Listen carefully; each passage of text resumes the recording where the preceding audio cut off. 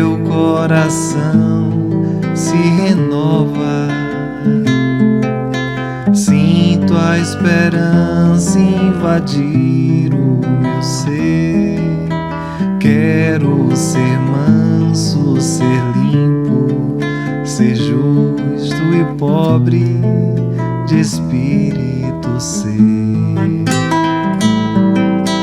Tua palavra me sonda, me conta do reino que espera por mim.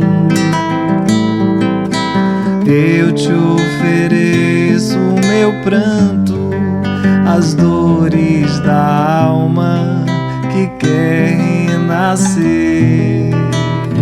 Eu ouvi tua voz, teu falar me encantou, quis seguir, caminhar, quis saber pra onde vou. Eis-me aqui, minha dor serenou.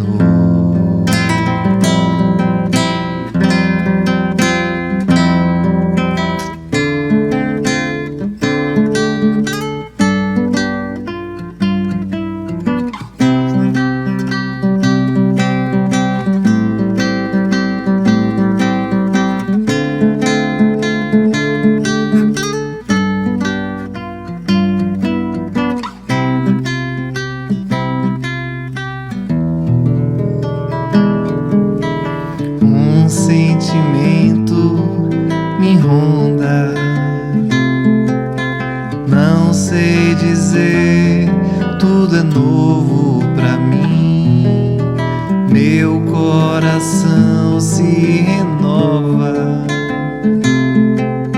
sinto a esperança invadir o meu ser.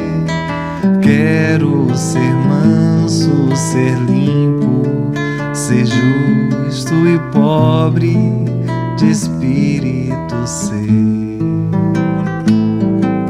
Tua palavra me sonda, me conta do reino que espera por mim. E eu te ofereço meu pranto, as dores da alma que quer renascer. Eu ouvi tua voz, teu falar me encantou, quis seguir, caminhar, quis saber pra onde vou. Eis-me aqui, minha dor serenou.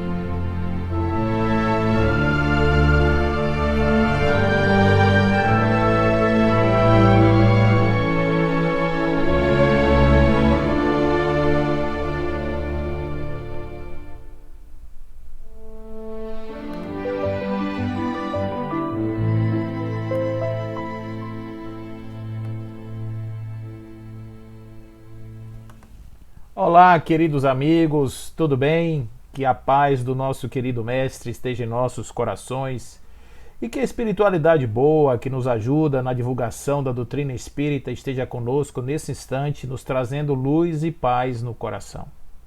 Quero aqui, desde já, deixar os meus parabéns, as felicitações de muitos anos de vida para a casa de tio Ormindo, esta casa animada pelo espírito da paz e da caridade, pela passagem dos seus 37 anos de existência. Queria deixar aqui um abraço a toda a diretoria desta Casa de Luz, desta Casa de Trabalho, e agradecer, não é, por essa possibilidade de estarmos aqui reunidos em nome desta doutrina, em nome desses esclarecimentos que aqui se farão presentes, que se farão necessários. Por isso, muita paz a todos. Mas o tema que nos traz aqui essa noite é um tema, para mim, muito caro, muito importante, muito querido. Gosto prazerosamente de falar sobre Leon Denis.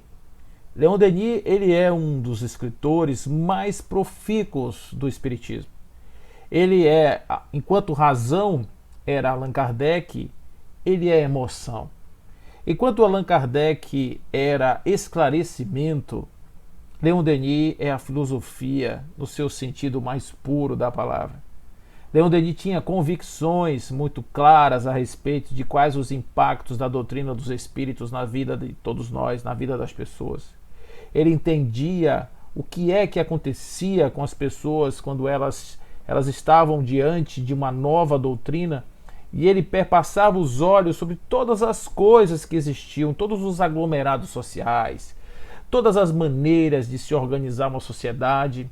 Ele arregimentava, dentre essas diversas possibilidades, aquelas que ele mais se afinava, mesmo aquelas, ele olhava sobre as limitações, o olhar crítico de quem vê as limitações, quem vê as fronteiras próximas, e dizia que o Espiritismo realmente era algo que ultrapassava essas fronteiras.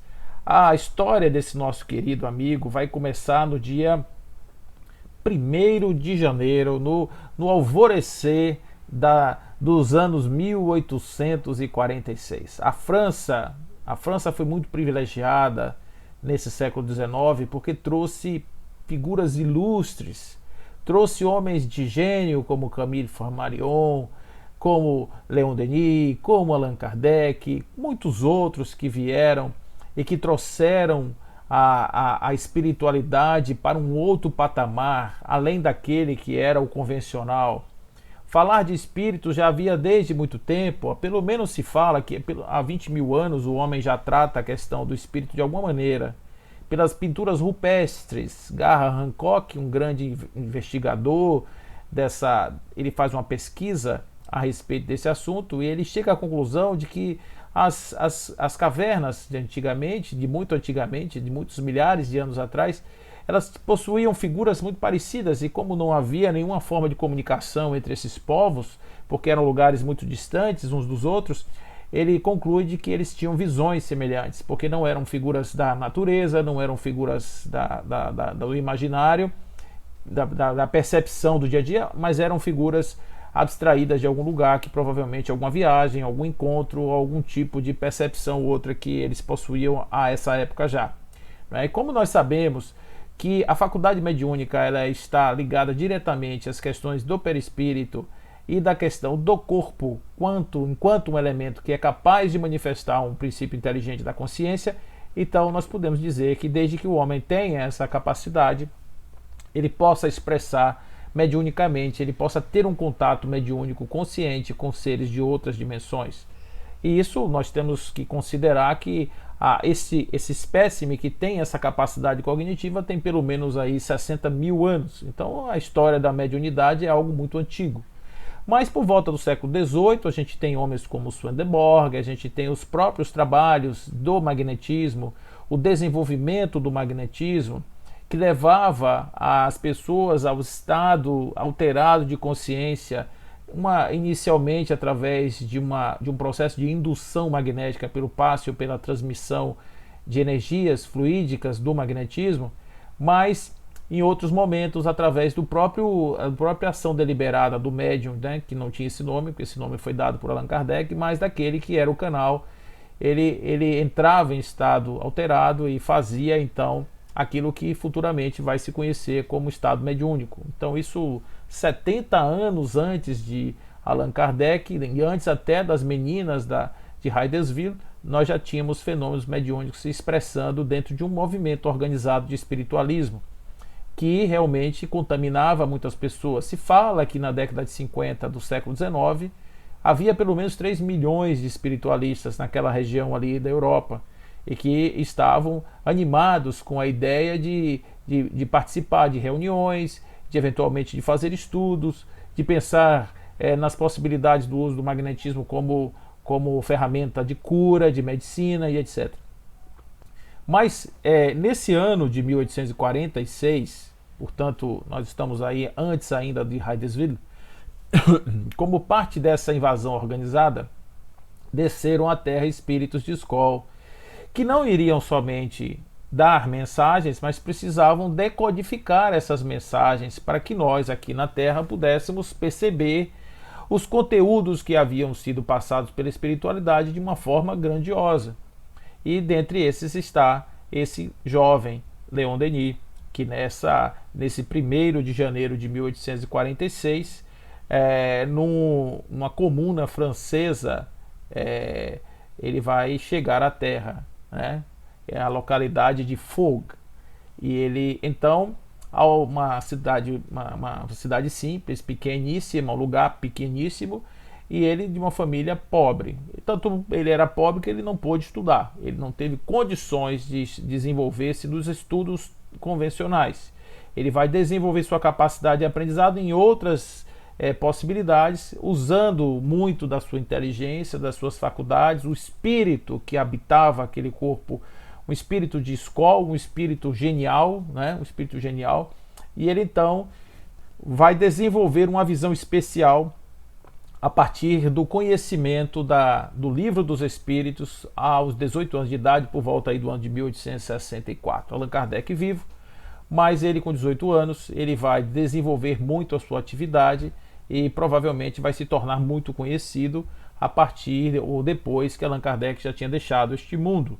Mas ele vai ser notabilizado não somente pelos seus discursos, porque ele era um orador fora do comum, né? Ele era alguém que conseguia deixar a plateia em êxtase quando ele falava, pela sua cultura vasta. Ele era um viajador, né? Ele era um homem que andava pelo mundo, ele trabalhava com vendas, ele trabalhava com representação, então ele tinha que se deslocar.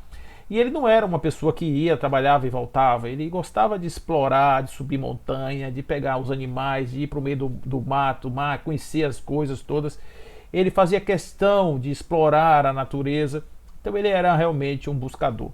Ele tinha essa avidez porque talvez lá no fundo da sua alma ele soubesse que um dia a sua visão iria sumir e ele iria ficar prejudicado da vista de uma forma que beirava a cegueira. Ele chegou a quase, né, a ser um cego, uma pessoa, tanto que ele aprendeu o braille depois para poder continuar os seus estudos. E ele vai desenvolver uma carreira profícua em termos de produção literária, e ele vai nos entregar, além de muitos trabalhos, como O Porquê da Vida, Além da Morte. Ele vai falar sobre Joana d'Arc. Ele vai escrever uma obra belíssima sobre Joana d'Arc, que era uma das suas mentoras, junto com Jerônimo de Praga, que eram espíritos que o acompanhavam, ele que era médium, que tinha uma mediunidade bem interessante. Então ele vai vai nos dar de presente uma obra chamada O Problema do Ser, do Destino e da Dor, que vai chegar no alvorecer do século XX. Então, em pleno século XX, essa obra nos é entregue, e é uma obra que eu considero ela uma obra de estudo profundo da vida inteira. Nós não podemos pensar jamais que vamos pegar uma obra desta densidade para poder simplesmente compuscá-la página após página, com o objetivo de chegar ao último capítulo. Cada capítulo específico desse livro requer um estudo demorado, aprimorado, e não somente isso. As reflexões provenientes do sentido do que ele traz aqui como mensagens vai nos permitir um novo olhar sobre a vida. Aquele que conseguir realmente olhar para esta obra com o sentido da transformação vai perceber o quão bonita, o quão profundamente linda é a obra de Allan Kardec, porque ele consegue traduzir Kardec de uma maneira poética, de uma maneira profunda, com a linguagem muito rica, que nos dá a ideia de uma dimensão muito além do simples e do convencional. Mas o que atordoava esse homem ao ponto dele escrever uma obra com 3 questões muito fundamentais, não é? O problema do ser. Né? O problema do ser já é um tratado da vida. O problema do destino, olha aí, o problema do destino e o problema da dor. Então nós temos aí a origem, o ser no sentido da criação, no sentido da existência, o que é isso, que ser, que estrutura, que entidade é essa que surge, que brota para a vida. O problema do destino, ou seja, para onde vai essa criatura após o encerramento da sua vilegiatura aqui na Terra, e o problema da dor que ocorre entre nascer e morrer, a dor como o elemento modelador da existência. Então esse livro nasce na mão de uma pessoa que olhava para todas as doutrinas, olhava para os sistemas sociais, olhava para a religião, olhava para as universidades, olhava para todo o processo da formação humana, e ele tinha uma visão muito clara sobre como nós fazemos para adquirir conhecimento. De um modo geral, nós somos instados a adquirir conhecimento de maneira fragmentada. Como é que nós fazemos? Se nós vamos para a religião e vamos estudar a religião passa a ser o campo do nosso estudo, do domínio, enquanto que o outro que se dedica à ciência tem a ciência como o seu lugar da abstração. O que está no sentido mais do pensamento, das conexões, etc., ele vai abrir um campo filosófico, onde ele vai estabelecer-se num sistema de pensamento, e lá ele vai formular todas as suas teorias. Mas o que há de comum em todas essas formações, essas escolas, essas maneiras de pensar e sentir a vida, é que elas se enclausuram em si mesmas e terminam fragmentando o conhecimento. O conhecimento religioso é religioso, o conhecimento filosófico é filosófico, o conhecimento científico é científico. Mas, para aqueles que somos os homens, continuamos fragmentados na razão. Porque a razão, se ela vai para o campo mais das abstrações, ela diminui a sua acuracidade do ponto de vista das certezas e da positividade das conclusões. Se ela vai para o lado da razão, ela fortalece esse lado mais aritmético lógico, esse lado mais cognitivo fechado, basicão. Então, a gente fica meio que dividido, né? Porque a ciência não casa com as abstrações transcendentais. A ciência não casa necessariamente com as abstrações filosóficas. A filosofia tem o direito de romper barreiras. A filosofia tem na sua mão uma chave que abre portas inexpugnáveis. Uma chave mestra, que ele, através do pensar diferente, através do ir para fora da caixa, ele consegue simplesmente destruir castelos, monolíticas peças do pensamento e da erudição. Então, por esse motivo, Leon Denis é muito incomodado com isso. Ele diz: nós somos muito preparados para capacitar o homem para ir para as estrelas. Nós somos capacitados para fazer da ciência aquilo que vai abrir um estudo aprofundado sobre a natureza das coisas, mas nós não somos capacitados para entender o sentido ontológico do ser. Se há um aspecto filosófico, se há um aspecto religioso, há também um aspecto científico. Então nós não podemos deixar de considerar um testes, um elemento terceirizado entre as disputas, entre as dicotomias, esse ou aquele, um elemento de união, um elemento de comunhão dessas ideias, para poder dizer, como Joana vai nos dizer a posteriori, que nós somos seres bio, sócio, psíquico, espirituais. Isso significa dizer que as diversas dimensões do ser precisam ser exploradas através de um sentido extra que a consciência nos permite. E é justamente esse lugar de desconforto que o nosso querido Leon Denis está nesse momento, quando pensa que a educação convencional não dá sentido à vida, que a filosofia não necessariamente busca o sentido da vida, porque se há um pensamento que conduza o homem à inexistência de Deus, por exemplo, à inexistência de qualquer possibilidade transcendente, porque o homem precisa entender da sua racionalidade como algo que surge e brota da sua fisiologia, Então aí não cabe qualquer abstração sobre a vida do espírito. Por outro lado, se é o pensamento dogmatizado da religião, se é o pensamento fixado nas ideias da religião, também não há aí nenhuma possibilidade de pensarmos numa ciência espiritualista, que é, segundo ele, aquilo que vai servir de base, de fundamento para todas as escolas do pensamento, quer seja a religião, quer seja a ciência natural, a ciência dura, quer seja a filosofia, quer seja a sociologia, quer seja qualquer sistema. Então, quando ele se debruça, por exemplo, para os sistemas sociais, ele diz: o socialismo, por exemplo, o socialismo comete muitos erros, porque ele acha que pode transformar o homem através de algo de fora para dentro. Não existe essa possibilidade disso acontecer. Muitas pessoas dizem que Leon Denis exalta os sistemas sociais. Ele até diz que ele é realmente uma maravilha. O problema é que ele, implementado da forma que ele é um desastre total.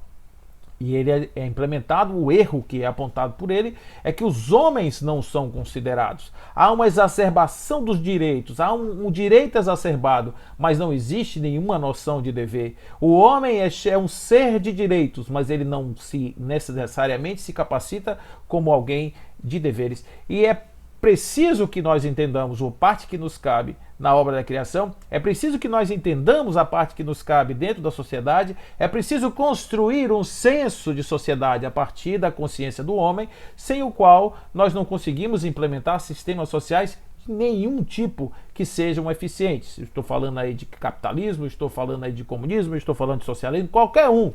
Segundo o pensamento do Leon Denis, a fonte principal das transformações sociais é o homem, é a consciência do homem. E não é indução, não é uma formação que engessa, não é aquilo que deixa a pessoa seguindo um determinado ídolo ou guia de pensamento. Não, nada disso. É uma autonomia do pensar, mas um pensamento que é direcionado para um valor de uma vida no seu sentido verdadeiro, e não nas abstrações de que isso é melhor do que aquilo. Não existe isso. Dentro do pensamento deniniano, nós vamos encontrar aqui uma outra tipo de forma de pensar e agir a respeito da vida. Ele é muito mais na ideia da unidade e na ideia dos poderes íncitos da alma que precisam ser colocados para fora, que precisam ser conhecidos. Então, neste livro, a primeira parte, ele vai falar sobre o problema do ser. E aqui ele vai falar sobre a evolução do pensamento, o critério da doutrina dos espíritos, o problema do ser no sentido ontológico, a personalidade integral, que é a criação de um ser considerando as suas diversas dimensões, os desprendimentos da alma e as viagens que a alma faz. Observe que Leon Denis está considerando no problema do ser os diversos aspectos. O aspecto psicológico, quando ele fala da personalidade integral, quando ele fala da questão do ser enquanto ente que é múltiplo e que precisa ser compreendido assim, e ele fala também do seu lado espiritual, psicológico, espiritual. Ele vai trazendo as diversas dimensões do ser, explorando cada uma delas. Agora, existe um capítulo nessa primeira parte que eu recomendo que vocês leiam, porque eu toda vez que eu vou ler, eu quero riscar e eu quero tirar as coisas, e ele toda hora me dá uma surpresa nova, que é a evolução e finalidade da alma. Basicamente, o que Leon Denis está dizendo que o ser é? O ser é um estado de alma, algo que supera aquela simples situação de sermos carnais apenas, sermos fisiologicamente guiados pelos sentidos do corpo. Segundo essa possibilidade, nós somos muito mais. Então ele começa esse capítulo 9 dizendo assim: a alma é uma partícula da essência divina projetada no mundo material. Isso é muito importante, porque nós vamos perceber em Leon Denis um alcance além daquele que o próprio Allan Kardec consegue dar na dimensão divina. Porque enquanto Allan Kardec considera a entidade divina como algo e o fluido divino como algo emanado por Deus, e nesse fluido divino onde tudo acontece, Leon Denis inclui a própria divindade nesse grande seno sem entrar no risco do panteísmo, né? Ele inclui sem reduzir. Na verdade, tudo que está ali, que é o mesmo pensamento, é uma visão diferente da de Kardec, um pouco mais além. Enquanto Kardec considera tudo como emanação do fluido divino, o próprio Leon Denis vai dizer a mesma coisa, mas sem excluir Deus deste lugar de criação e manifestação. Para ele, tudo se movimenta dentro da própria estrutura divina. Então, ele começa nos entregando nesse capítulo Evolução e Finalidade da Alma, ele diz: a alma humana é criada por amor, criada para amar. Tão mesquinha que pode ser encerrada numa forma acanhada e frágil. E tão grande que, com o impulso do seu pensamento, pode abranger o infinito. E aí ele conclui: a alma é uma partícula da essência divina projetada no mundo material. Quem é que é a alma? A alma é a essência divina que se projeta numa realidade material. Enquanto alma é um espírito encarnado, enquanto a existência de um ser, quem é o ser? O ser é uma projeção no mundo da matéria daquilo que é a partícula da essência divina. É como se Deus se projetasse no mundo material através de uma forma, e essa forma dá sentido, dá origem, dá a morfologia, explica a morfogênese de todas as coisas. Porque é a partir das características dessa forma, com as limitações que aquela forma pode ter, que nós vamos entender a diversidade de expressões de Deus em todas as coisas. Nós podemos entender Deus em tudo a partir da percepção de que ele, na verdade, se manifesta, se projeta no mundo material. Então, ele vai dizer de uma maneira ou outra aquilo que nós já entendemos com relação à questão da progressão dos espíritos, aquilo que na questão 115 nós vamos ter do Livro dos Espíritos, né, que as almas foram feitas simples e ignorantes por não saber. E na questão 132, o objetivo da encarnação é fazer com que os espíritos atinjam a perfeição. Então, entre o estado de total ignorância por não sabermos, nós não sabemos que somos o que somos. É isso que ele quer dizer. Nós não sabemos que somos o que somos, mas somos e temos que saber disso. E que nós vamos caminhar para um lugar onde vamos desvelar as capas que nos impedem de ver aquilo que somos, e a partir daí nós vamos conhecer um ser realizado na perfeição, perfeito como perfeito é o Pai Celestial. Olha o tamanho dessa obra, olha o tamanho dessa dimensão desse nosso querido Leon Denis. Então, a alma contém no seu estado virtual, ou em estado virtual, quer dizer, em estado potencial, virtualmente, ele é capacitado para, porque ele contém todos os germes dos seus desenvolvimentos futuros. Isso daí, gente, é um princípio filosófico muito legal que diz: algo só pode ser no futuro aquilo que ele já traz em si no presente. Um caroço de um mamoeiro, uma semente de mamão, jamais poderá produzir uma bananeira. Mas se você olhar aquele caroço que futuramente será um pé de mamão, você jamais vai entender um mamoeiro pequeno ali dentro. Não existe um mamoeiro pequeno ali dentro. Você vai abrir e tem uma massa disforme, não tem nada lá dentro. Mas essa massa disforme já possui em potência o mamoeiro futuro. Então ele está dizendo que nós já temos essa possibilidade em nós.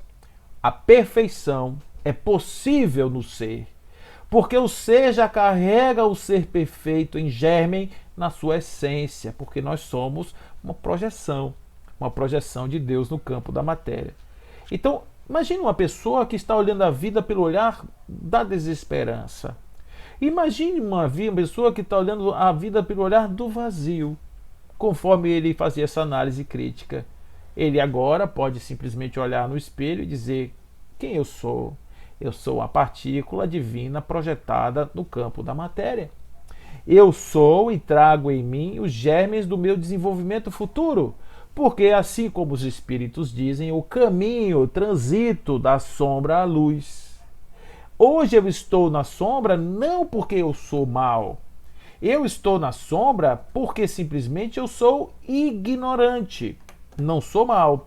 Não existe maldade absoluta, conforme vai dizer a questão 120 do Livro dos Espíritos.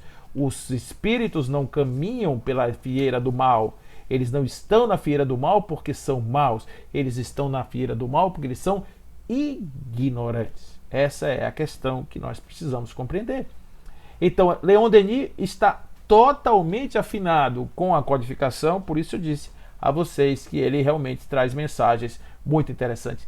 E ele continua dizendo o seguinte: olha, a vida é curta, mas longa é esta, ou longa está a perfeição. A vida é curta para que nós possamos aprender. Imagina que os espíritos vão dizer, em comentários de Allan Kardec também, o próprio Kardec fala isso, que um estudante de medicina, você leva cerca de um terço da vida para formar um médico medíocre. Alguns anos da vida, 5, 10 anos para formar um médico medíocre, né? Mas que você pode levar a vida inteira para formar ou fazer dele um sábio. Então, ele faz essa comparação para dizer que esses conhecimentos todos, esse domínio todo da alma, ele provavelmente não cabe em uma vida, em uma existência. E Leon Denis está aqui corroborando, dizendo: a vida é curta, porém a perfeição, esse estado, está em um nível mais longínquo, mais distante. Então, ele vai trazer para nós outras questões nesse capítulo importantíssimo. Ele diz: o objetivo da evolução, a razão de ser da vida, não é a felicidade na Terra, como muitos erradamente creem, mas o aperfeiçoamento de cada um de nós. E esse aperfeiçoamento devemos realizá-lo por meio do trabalho, do esforço, de todas as alternativas da alegria e da dor, até que tenhamos desenvolvido completamente e elevado ao estado celeste o nosso estágio primeiro, o nosso primeira ordem, a nossa primeira classe, que são aqueles espíritos cuja predominância da matéria já não mais existe.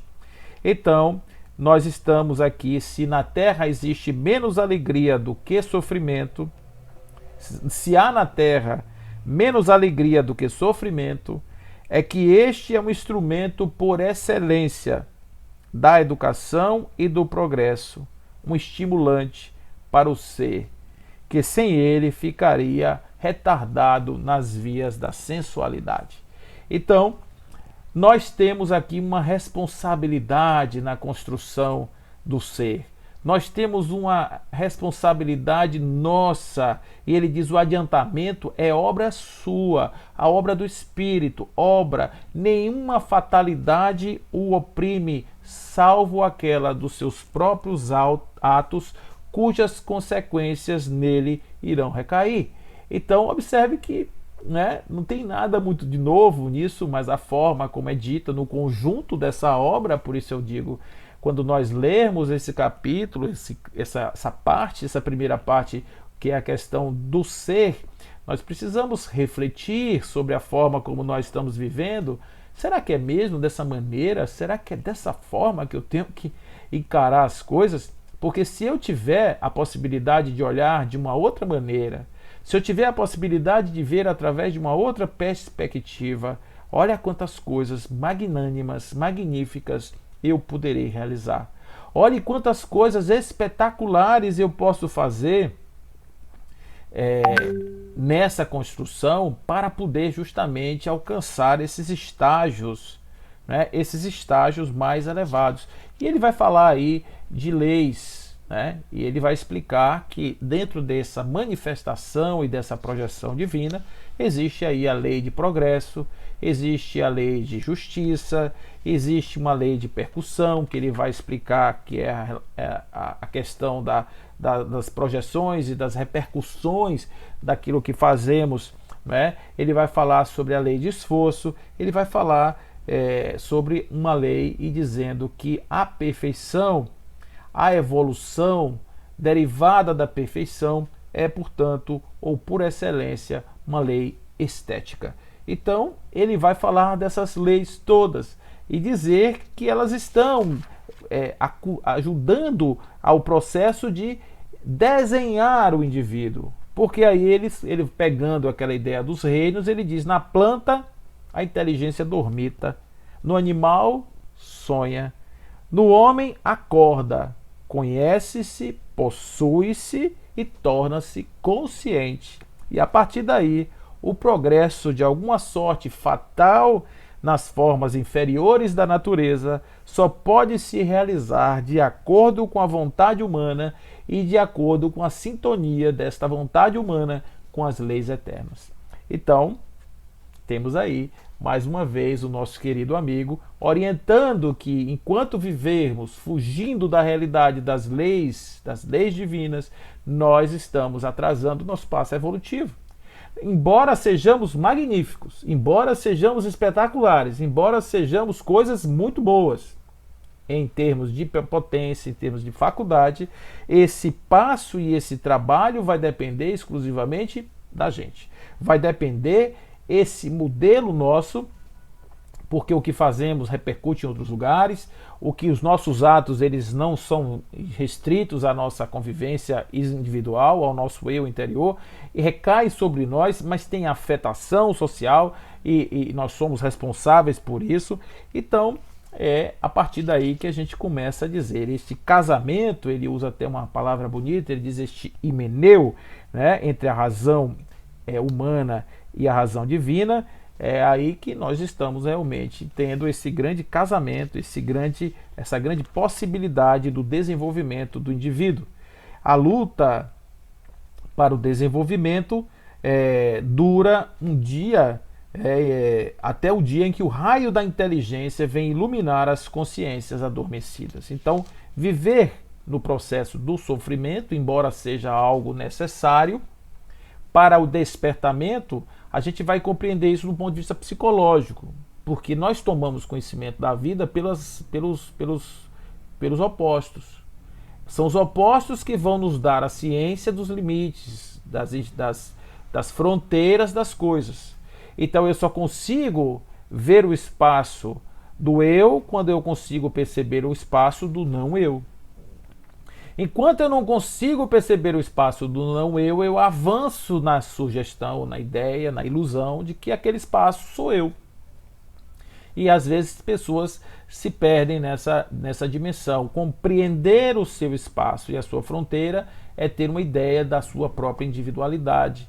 Então, a construção do mundo só existe porque a gente compreende as coisas. Compreende a luz pela escuridão, compreende o calor pelo frio, o frio pelo calor. E a gente compreende o sim pelo não e o não pelo sim. A gente compreende as coisas pelos seus opostos. E é a partir daí que a gente vai entendendo o mundo, né? Entendendo o mundo. Mas há uma compreensão adicional que a gente tem que entender, que essas manifestações elas são passageiras. Essas manifestações elas são pedagógicas, elas são da própria expressão dessa energia divina. Elas fazem parte de um progresso, elas fazem parte de uma necessidade de expressão dessa força divina e, portanto, o nosso viver, a nossa existência dentro deste grande manancial de forças é apenas para que nós possamos cumprir a parte que nos cabe na obra da criação, que é desenvolver as nossas faculdades ao nível máximo. Então, nós temos que entender aqui na Terra, para além de sabermos das capacidades íntimas do ser, íncitas na alma, nós temos que entender que tudo que vem da matéria, vai dizer Leon Denis, é instável.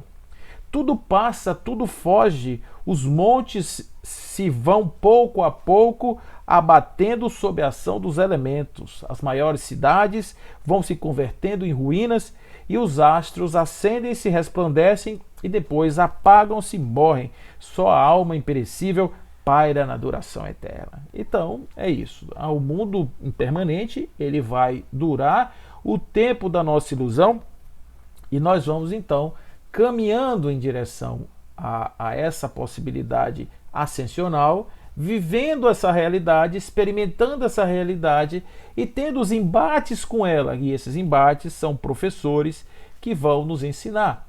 Porque o que acontece que impede esse caminho? Racionalmente, tudo que eu estou falando faz o maior sentido, mas tem coisas que nos atrasam o passo. A vida na Terra, ela tem atratores, que são, eu chamo de atratores telúricos, que são forças prazerosas, sensuais, instintivas, que nos prendem nos arroios da Terra, nos ciclos da Terra, e nós ficamos aqui presos, aprisionados, como se fôssemos escravos das nossas necessidades, nossas necessidades da matéria. Então, a partir daí, a gente vive uma parte do tempo para as realidades espirituais, uma outra parte do tempo para as realidades fisiológicas, necessidades do ego, das afeições, dos afetos mais rasteiros e periféricos do ser. Então, ele vai nos lembrar dizendo que o círculo das coisas terrestres aperta-nos e nos limita nas percepções. Mas quando o pensamento se separa das formas mutáveis e abarca a extensão dos tempos, vê passado e futuro se juntarem, fremirem e viverem o presente. Então, compreender essa história evolutiva, quando a gente pensa que a gente está nessa jornada e para onde a gente vai, tudo vira um eterno presente. Por quê? Porque é a jornada. Os estágios vão ser como se fossem estações que nós vamos passando ao longo do caminho, mas estamos em jornada, estamos em passeio, em passagem, em trabalho, nós estamos caminhando para a formação da nossa própria essência, da nossa própria estrutura, né? Então, olha só como ele vai agora falar um pouco sobre a questão desse monismo, dessa unidade, dessa grande unidade divina, o monismo em Deus, que não é limitação, porque há uma diferença. O panteísmo diz que Deus é a soma da natureza, de todas as coisas. Essa ideia do monismo, ela ultrapassa essa finalidade. A natureza está em Deus, mas Deus não é a natureza. Deus é algo que está para além da natureza, embora as suas expressões apareçam para nós como a natureza. Então, ele vai dizer o seguinte, como ele disse lá atrás, que todo germe divino projetado na essência da carne, na matéria, projetado na cena real do mundo, é aquilo que explica a existência das coisas. Ele diz, tudo que está em nós está no universo, e tudo que está no universo encontra-se em nós. Então, nós não estamos separados. Nós não somos estes seres apartados, não. Quando eu faço algo, para mim, eu estou impactando em todas as coisas. Estou impactando no universo, estou impactando na Terra. A minha melhoria impacta e ajuda a transformação de muitas dimensões. E eu preciso saber, a lei de percussão, ele vai me trazer essa influência minha sobre as coisas. E aí ele vai trazer uma das coisas mais belas desse capítulo, né? Esse capítulo é todo belo. Mas ele vai falar uma coisa muito interessante. Ele diz assim, nós somos a carne, com todas as suas fraquezas. O espírito, com as suas riquezas latentes, suas esperanças radiosas e seus surtos grandiosos. E o que está em nós, em todos os seres se encontra. Nós não somos diferentes, gente. Nós somos apenas uma expressão, digamos assim, um pouco mais elaborado. Nós somos um pouco mais desenvolvidos, nós somos um pouco mais aquinhoados de um determinado tipo de capacidade do que os outros nossos companheiros da existência, assim como há outros que são melhores do que nós, do ponto de vista evolutivo. Essa é a natureza do desenvolvimento, a lei do progresso, não é? Então temos em nós o instinto da limária, mais ou menos comprimido, e temos também a crisálida do anjo, do ser radioso e puro, que podemos vir a ser pela impulsão moral, pelas aspirações do coração e pelo sacrifício constante do eu. Isso é o ser. O ser é isso. O ser não é... o homem é uma entidade que caminha. Gente, não tem isso. O homem é uma essência, uma projeção. No pensamento de Leon Denis, o homem é uma projeção de Deus, uma expressão, e que carrega na sua essência todas as potências dessa condição. Ele vai falar também da morte, claro, ele vai falar da morte, né? Ele vai falar da morte, ele diz: não peça às pedras do sepulcro o sentido da vida. Olha, gente, o sentido da vida não está, o segredo da vida não está nas pedras do sepulcro, né? Decididamente, né? Então, a morte é algo necessário, é algo que passa, é a transição, segundo ele, entre dois atos do destino, e um acaba e o outro que se insinua, né? Quando a minha pobre alma, errante há tantos séculos através dos mundos, depois de muitas lutas, vicissitudes e decepções, depois de muitas ilusões desfeitas e esperanças adiadas, for repousar de novo no teu seio, será com alegria que saudará a aurora da vida fluídica, será com ebriedade que se elevará do pó terrestre, através dos espaços insondáveis, em direção àqueles a quem estremeceu nesse mundo e que a esperam. Ele fala aí a respeito da morte, ele fala isso para a morte. A morte não é mais essa questão, não é? E aí, depois da morte, para onde nós vamos? Nós vamos para um plano espiritual. Esse é o destino. Qual é o nosso destino final? A perfeição.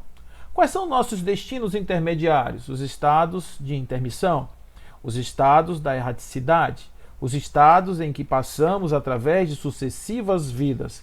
Nós vamos sucedendo uma vida após vida até chegarmos na condição desse anjo. Para isso, nós temos que passar pela escola da espiritualidade.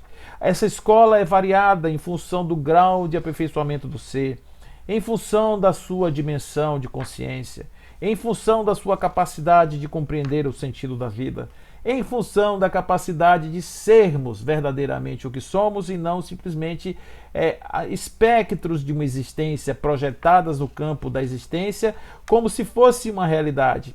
O da existência, quando eu digo, é da vida existencial, da percepção da vida enquanto um ser que interage, que está passando pelas condições sociais, etc. Então, este tipo de situação, nós temos que entender que há um conjunto de uma obra, não é? E que essa raticidade, que esse momento em que eu me preparo, não é? Eu me preparo para voltar, eu me preparo para viver uma nova experiência a partir de um longo processo, né? De pensamento.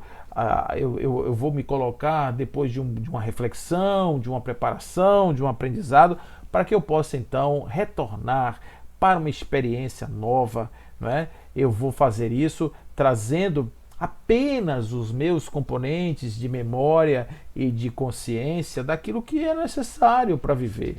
Né? Eu não vou trazer tudo, eu não vou trazer meu acervo todo, até porque eu posso me lembrar de coisas que eu não devo me lembrar. Eu vou trazer apenas aquilo que é importante. Né? E por isso a minha memória ela precisa aparecer um tanto quanto zerada, como se eu fosse aqui uma tábula rasa, como alguns pensam. Né? John Locke dizia lá, o homem é uma tábula rasa. Mas por quê? Porque parece, a gente é neném lá e tal, mas a gente já traz na alma uma série de questões a respeito das nossas condições de ancestralidade. Que nem tudo pode ser explicado apenas pelos genes, que nem tudo pode ser explicado apenas pela formação do corpo, essa cultura do fisiocentrismo. Isso não pode explicar todas as coisas. O homem está além disso muito mais. O homem está numa condição onde ele consegue perpassar essas fronteiras dessa ideia quando ele incorpora a dimensão espiritual na sua dimensão racional. Qual o mundo perfeito? Na visão de Leon Denis, é uma religião que incorpora essa múltipla expressão, é uma ciência que incorpora a múltipla expressão, é o ser que filosofa na dimensão ampla do indivíduo, não somente em aspectos, mas no sentido de tentar aurir desse grande manancial de conhecimento todas as fontes possíveis da razão para poder chegar na sua condição, então, de compreensão, né? Compreensão do sentido da vida e de todas as suas demonstrações. Ao final, na parte terceira, ele vai falar sobre outras coisas que são as potências da alma. Aí ele vai falar sobre a vontade, vai falar sobre a consciência, o sentido íntimo, o livre-arbítrio. Ele vai falar sobre o pensamento, a disciplina do pensamento e a reforma do caráter. Vai falar sobre o amor e vai falar sobre a dor. A dor, segundo Leon Denis, é algo absolutamente necessário nesse estágio evolutivo em que nós nos encontramos. Porque a dor vai trazer a possibilidade de vamos dizer assim, um desgaste, um desbaste de anfractuosidades, de determinados tipos de espinhos que nós carregamos na nossa existência. Então ele traz aqui uma expressão nesse capítulo que fala a respeito da dor, né? Aqui ainda explicando as potências da alma, ele vai falar sobre a dor, é o capítulo 26. Então no capítulo 26 ele vai citar a questão lá do Michelangelo. Ele vai dizer assim: Michelangelo adota como norma de proceder os seguintes preceitos: concentra-te e faze como o escultor faz a obra que quer aformosear. Tira o supérfluo, aclara o obscuro, difunde a luz por tudo e não largues o cinzel. Isso, para mim, bastava. Essa citação de Michelangelo, para mim, bastava, mas ele vai dizer mais. Ele diz: são necessários os infortúnios e as angústias para dar à alma o seu aveludado, sua beleza moral, para despertar seus sentidos que estão dormindo. Muitos de nós dormimos e só somos acordados quando o nosso barco da existência bate nos rochedos, quando nós sentimos que esse barco ele encontrou uma dificuldade, o nosso casco está avariado e a nossa viagem está comprometida. A dor está intimamente ligada na questão do prazer, o prazer que adormece, das forças telúricas às quais me referi. O prazer e a dor caminham juntos, estão muito menos nas coisas, ele vai dizer, o prazer e a dor, nas coisas externas do que em nós mesmos. Incumbe, pois, a cada um de nós, regulando as sensações, disciplinando o sentimento, dominar o prazer e a dor e limitar-lhes os efeitos. Epiteto dizia: as coisas são o que imaginamos que são. Assim, pela vontade, podemos domar, vencer a dor, ou pelo menos fazê-la redundar em nosso proveito e fazer dela meio de elevação. Então, para Leon Denis, numa visão absolutamente estoica do pensamento, da formação do ser, do seu caráter, do seu desenvolvimento, ele vai dizer que as formas de encarar a dor são pessoais e o controle sobre ela também é nosso. Nós podemos sentir a dor, sentir o infortúnio e achar que somos desaventurados, que estamos sendo massacrados pelo destino, mas em verdade no que nós estamos fazendo aqui é simplesmente olhando para a vida com outro olhar, entendendo o que nos aconteceu e tirando disso as lições necessárias para o nosso soerguimento, para o nosso desenvolvimento ético, desenvolvimento moral, desenvolvimento intelectual. Tudo isso, todas as nossas formas de crescer estão incitamente ligadas, preenchidas, vinculadas, melhor dizendo, à questão do passar pela dor, saber passar pela dor, como os estoicos bem faziam. Então, ele é um exemplo disso. A sua cegueira, a sua pobreza no começo da vida, isso não impediram, essas coisas não impediram de fazer o que ele tinha que fazer. A sua obra foi acabada em perfeita ordem, em perfeita condição, porque tudo seguiu a sequência máxima da existência, uma vida para que seja completa e fecunda, vai dizer ele. Não é necessário que nela superabundem os grandes atos de sacrifício, nem que arremate uma morte que ele saga os olhos de todos. Então não precisa ter uma morte espetacular, não precisa ter uma vida cheia de sacrifícios, não, é uma vida de consciência, é uma vida de luz, é uma vida de luz. Esse capítulo da dor é totalmente dedicado ao pensamento estoico, que ele se aproxima para dizer que a dor, para que nós possamos vivenciá-la como crescimento e crescimento, nós precisamos adotar a visão dela como professora. A alma aprende com a dor. À medida em que ela aparece, nós a recebemos, a acolhemos, entendemos o seu significado, percebemos a bondade de Deus por trás disso. Por que essa dor chegou? Para que ela está aí? Para que? Com que finalidade a divindade nesse momento pede que a sua própria essência divina, se em sua consciência que lhe é íncita e que lhe é própria, que lhe dá autonomia, que lhe dá o direito de agir por suas próprias forças e vontade, esta entidade, esta suposta individualidade, que em verdade é apenas uma ilusão, que esta força que nos habita, que agora que chamamos do meu espírito ou eu espírito, para que ela olhe a vida a partir da situação que apareceu e diga: para que, querida amiga, você chegou? Que tipo de aperfeiçoamento você quer me trazer? E agradecer ao Pai Celestial por ter nos dado a oportunidade de melhoria com a chegada desta companheira. Quase sempre a existência começa na felicidade e finda na tristeza. Porque isso a gente sabe, né? Quando começamos a vida, somos neném, estamos ali, carinho, tal, criança, inocência, não sabe nada.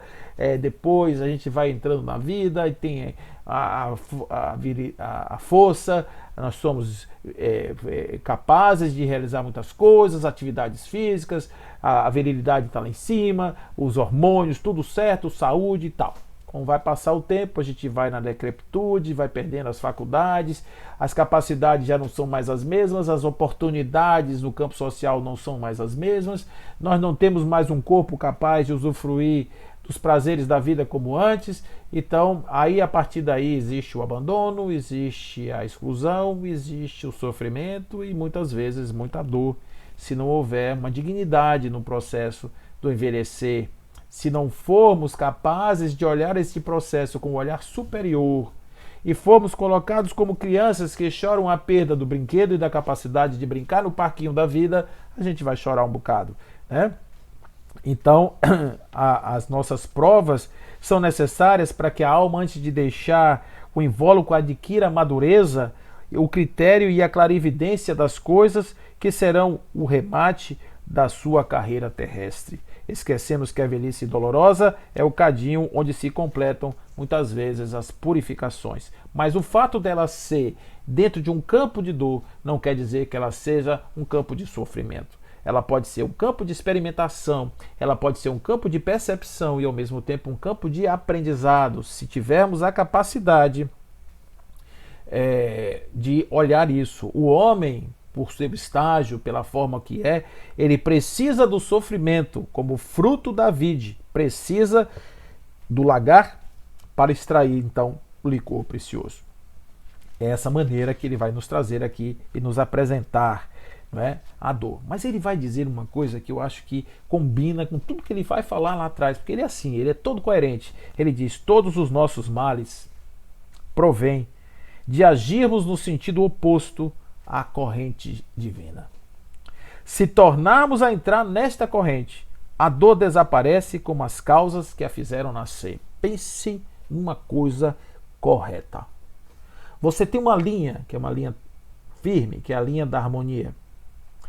Essa linha é a tendência cósmica. A tendência cósmica é a harmonia. O que são os nossos atos? A ignorância nos leva a agirmos fora da harmonia. Nós desarmonizamos o campo. Criamos uma desarmonia no tamanho X que vai para a direita. A natureza age em sentido contrário. Para que eu volte para o eixo, para que eu volte para o campo da harmonia. O nome desta volta, desse retorno, é dor. Mas por que ela houve? Porque eu criei a desarmonia no campo. Se eu não criar desarmonia, eu não tenho dor. A forma de viver nesse mundo é compreender a dinâmica da vida e, obedecendo à dinâmica da vida, jamais infringir as suas recomendações. Jamais fugir do campo das leis, que nós vamos chamar aqui das leis divinas, para que nós possamos, então, não termos mais sofrimento nesse planeta. Esse planeta vai transitar quando nós tivermos a capacidade de fazermos isso. Então, a partir daí, a partir desse momento, dessa compreensão, vamos ampliando a nossa visão sobre o ser, sobre o destino e assim também sobre todas as dores, aquilo que nos acontece, que é tão ruim, que é tão complexo, que é tão complicado às vezes de entender, mas é apenas uma forma de enxergarmos o mundo. O livro é denso, o livro é grande, mas o livro da vida é muito mais. A compreensão do livro da vida se faz todos os dias, nas pequenas coisas, nos atos mais comezinhos, nas coisas mais ínfimas do dia a dia. Às vezes no olhar para uma pessoa, na forma de cumprimentar uma pessoa, na forma de expor um conhecimento, na forma de dizer daquilo que sabe ou daquilo que não sabe, da forma de pensar em si mesmo, de olhar para si, de ter coragem de agir ou medo. Tudo isso vai dizer desse momento, desse livro da vida. Se nós quisermos entender, existem aí duas coisas. Olhe a vida com otimismo. Olhe o pensamento estoico, veja a vida com otimismo. Olhe para cima. Olhe para frente e para o alto. Caminhe sabendo o que é que há em você, a força de Deus e a sua capacidade de realização. Mas compreenda que esse processo não é automático. Ele vai passar ainda em processos de transformação, outros processos de transformação, subprocessos, digamos assim, que são aqueles que vão elaborando de pouco em pouco a formação do ser, dando-lhe forma e capacidades de evolução e de percepção do ser evoluído. E assim sendo, passo a passo, vamos nos tornando criaturas melhores. A velocidade do passo, a altura do passo e a quantidade de passos vai depender apenas de cada um de nós. É um trabalho nosso, o laborioso trabalho. Quando a dor chegar na sua casa, olhe para ela como aquele que enfrenta a dificuldade, sabendo por que ela existe, compreendendo que ela não chegou de graça na sua frente, ela não veio gratuitamente, ela veio porque você, de certa maneira, foi ao encontro dela, porque precisava dela para tirar de dentro de você aquilo que você precisava tirar. Então agradeça quando ela chegar e entenda que tudo na vida vai passar, inclusive o corpo. A vida, ela não é simplesmente a passagem nessa existência. Ela é um conjunto maior que nós precisamos olhar como um todo, olhar de cima, compreender a existência e saber o destino de todos nós. Por isso é que é muito bom nós fazermos essas reflexões e agora a gente começa a entender por que Leon Denis, ele tinha na ideia do Espiritismo como sendo a doutrina de síntese dos diversos campos do conhecimento. E nós podemos pensar um dia em que a ciência e todas as outras formas de pensar do humano estejam unidas em um propósito, ou em um requisito, ou em um fundamento comum, de que nós somos deuses projetados na Terra, vivendo experiências evolutivas de crescimento. A única coisa que a gente precisa saber, como aqueles que vivem essa experiência, que são os agentes dessa experiência, é como fazermos isso com contemplação, alegria, felicidade no coração e muita paz. Portanto, a todos, muita paz.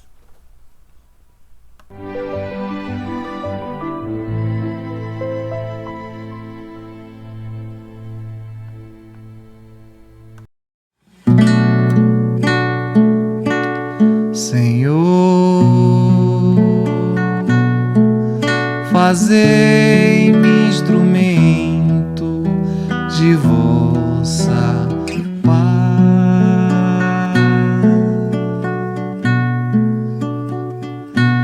Onde houver ódio, que eu leve o amor. Onde houver ofensas, que eu leve o perdão. Onde houver discórdia, que eu leve a união. Onde houver dúvidas, que eu leve a fé. Onde houver erros, que eu leve a verdade. Onde houver desespero, que eu leve a esperança. Onde houver tristezas, que eu leve a alegria. Onde houver trevas, que eu leve a luz.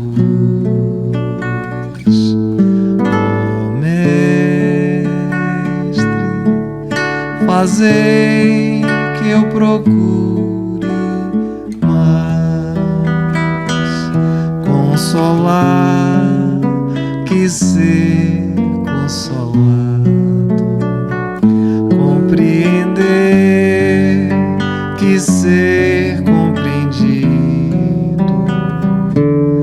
amar que ser amado, pois é dando que se recebe.